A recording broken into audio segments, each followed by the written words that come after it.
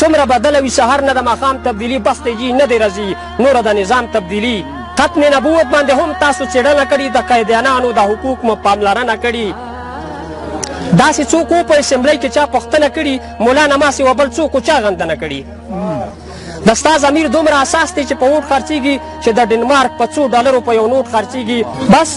آینده دپاره بیا داسې غلطي دې نه کړي صحابه کرام د پیغمبر بې حرمتي دې نه کړي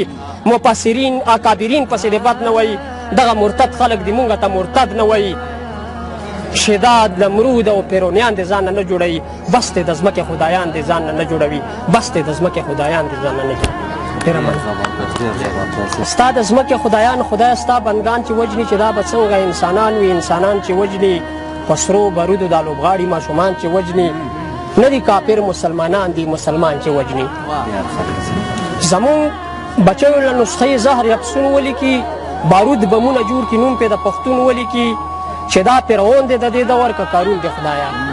چې دا فرعون دی د دې دور که قارون دی خدایه دا په څه حال یو د زمونږ څه ژوندون دی خدایه ګرد نړۍ کې د پښتون خلاف تړون دی خدایه په دې ګناه پښتون قتلیږي چې پښتون دی خدایه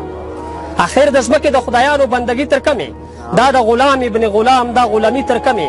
د ولس چغې پارلمان ته ولې نه رسېږي دا زمونږ درد زمونږ درمان ته ولې نه رسېږي که دوی کڼوي په غوږونو چې په زور وجړو په ژړا نه مرو موږ به نور وجړو په محلونو کې پرتو خلکو وده یې که څه دا زمونږ کړي کې تاسو نه اورئ کڼه یې که څه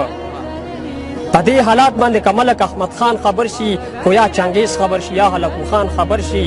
په یو اواز به یې دلي پرې لښکر ورسي خو که محمود غزنوي ته دا خبر ورسي په یو اواز به یې دلي پرې لښکر ورسي خو که محمود غزنوي ته دا خبر ورسي کاش چې ببرک محمد ګل خان او ګجو خان نشته خان شهید نشته شاه اشرف او شاه زمان نشته ځکه د پیغلو د سرونو څادرۍ پرېوتي ودر چې نار جاړي چې جونه د سیالۍ پرېوتي بیا د ملالې په ټاپې به مې وندیان راپاڅي اټک نه واخله ترامو به ټول افغان راپاڅي کیدای شي بل داسې غازي امان الله خان راپاڅي لنګمارو سم شي ګنې بیا به خوشحال خان راپاڅي کیدای شي بل داسې غازي امان الله خان راپاڅي لنګمارو سم شي ګنې بیا به خوشحال خان راپاڅي موږ د مغولو نمسي نه یو د نازون مسي یو چې د زیار جګې شملې وي د هغو نمسي یو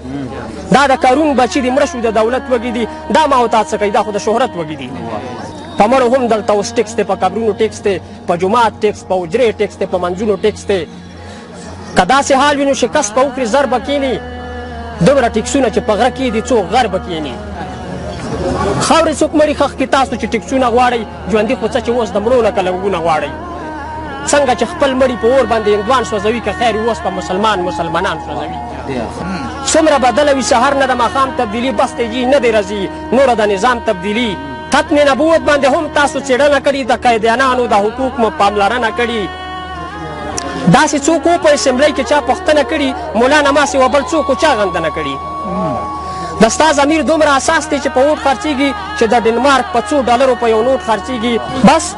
آینده دپاره بیا داسې غلطي دې نه کړي صحابه کرام د پیغمبر بې حرمتي دې نه کړي مفسرین اکابرین پسې دې بد نه وایي دغه مرتد خلک دې مونږ ته مرتد نه وایي شداد نمرود او پیرونیان دې ځان نه جوړوي بس دې د ځمکې خدایان دې ځان نه جوړوي بس دې د ځمکې خدایان دې ځان نه جوړوي ډېره مننه